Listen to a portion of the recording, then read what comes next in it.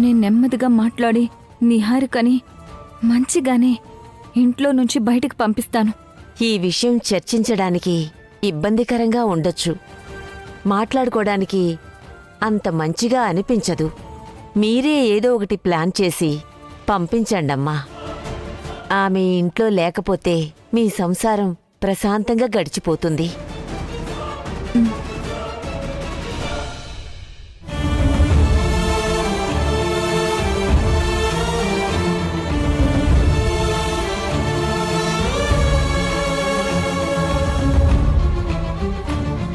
మరి భైరవి ఎందుకు అలా చెప్పింది? నిహారిక మంచిదే, దేవుడి కరుణ ఉందని. వీళ్ళని చూస్తే నిహారిక మంచిది కాదు అని అంటున్నారు, చెడు చేస్తుంది అంటున్నారు. ఏంటి మావయ్య ఇది? నాకేం అర్థం కావడం లేదు.